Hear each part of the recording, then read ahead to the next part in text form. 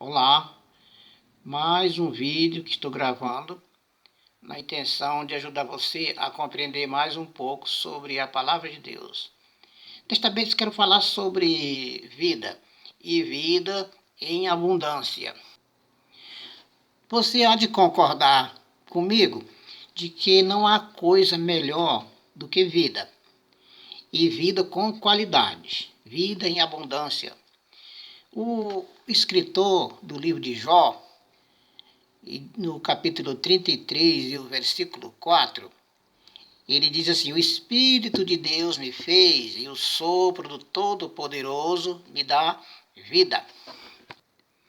Então, o sopro de Deus é realmente milagroso, é ele que proporciona vida.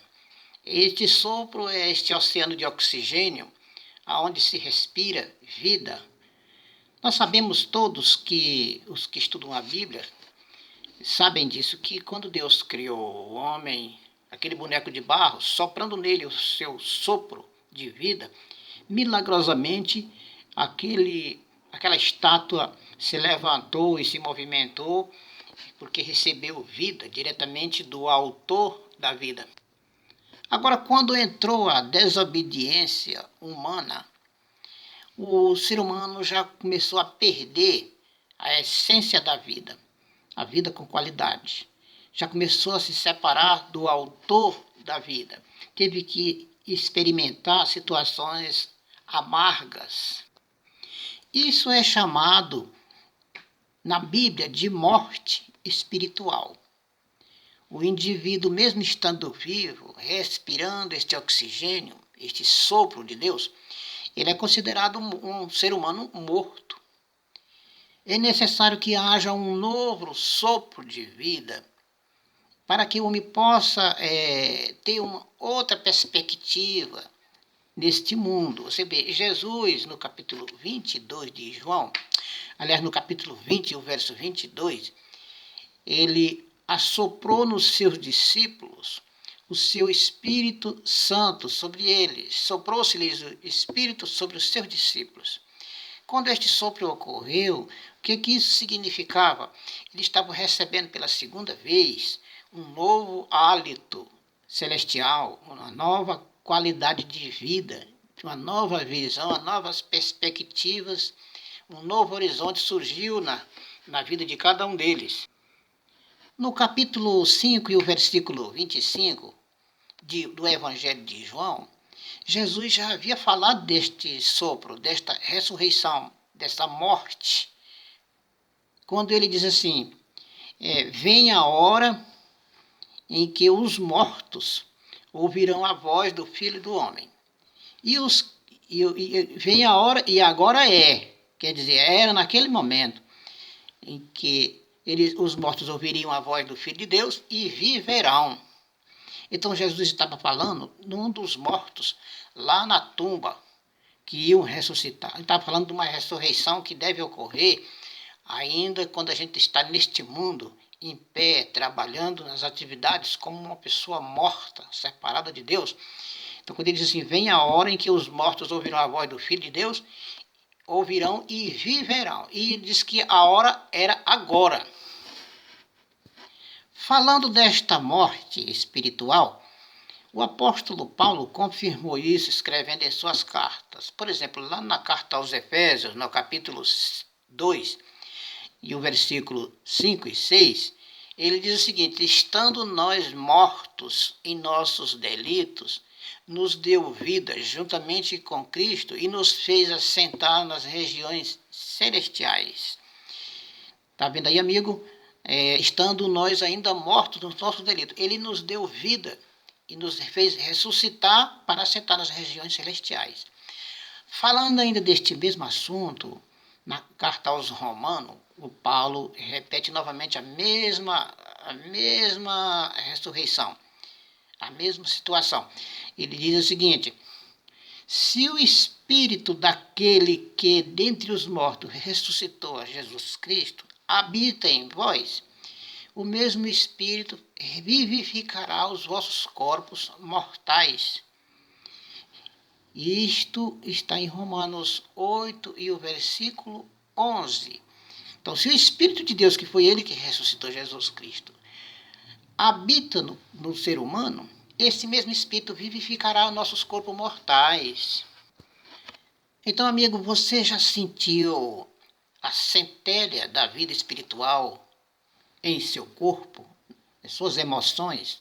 Você já sentiu que realmente esteve morto e ressuscitou?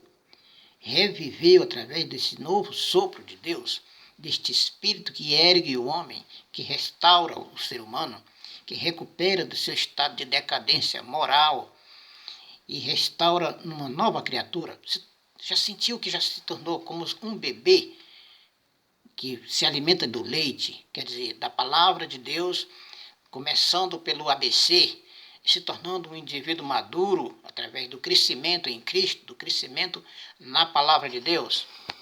Voltando para o apóstolo Paulo, em mais outro lugar, na mesma epístola aos Romanos, no capítulo 8 ainda, no versículo 2 do capítulo 8, ele diz o seguinte: a lei do Espírito de vida em Cristo Jesus te livrou da lei do pecado e da morte. Percebe aí, amigo, que tem a lei do Espírito de vida e a lei do pecado e da morte. São duas leis.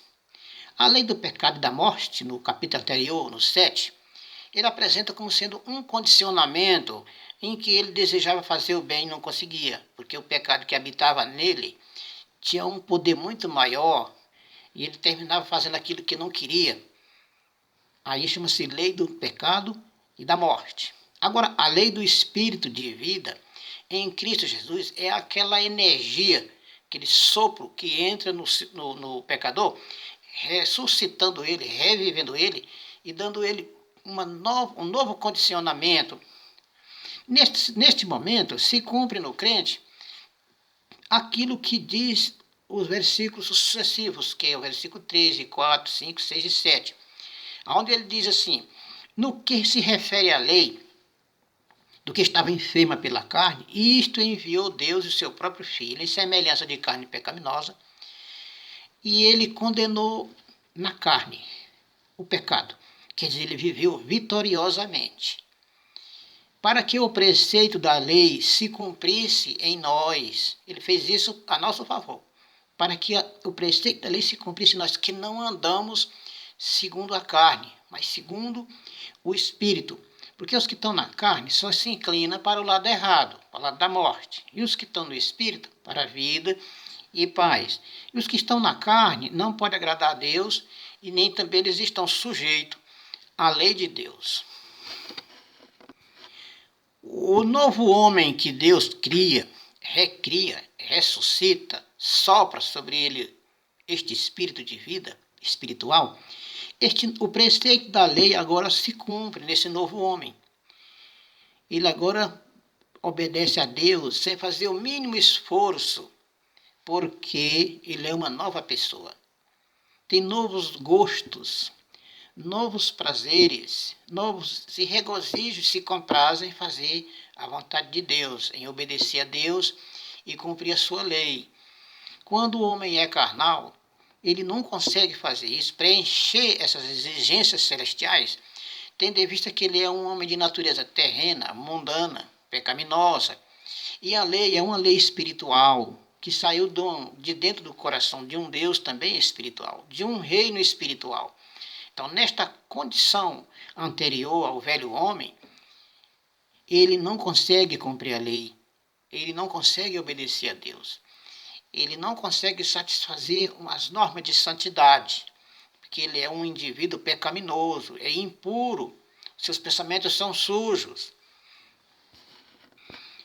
A obediência a Deus não é coisa que funciona na base do capricho, da força de vontade, da disponibilidade do homem. Não, não é. Isso não consegue. O homem não tem força, energia suficiente. O homem no seu estado natural, carnal. Somente o novo homem criado por Deus, porque neste habita o Espírito daquele que ressuscitou a Jesus Cristo. É Ele que vivifica. É Ele que opera em nós o seu querer e o realizar. Somente assim a coisa funciona. Fico grato porque você ouviu esse vídeo. Espero que você seja iluminado e possa compreender que nós temos dois reinos nesse mundo. Compreender que você esteve no reino do pecado ou ainda está e precisa ressuscitar, receber um novo sopro de Deus e passar para o reino da graça de Deus, o reino espiritual de estar vivo, espiritualmente vivo e viver com abundância. É o meu desejo.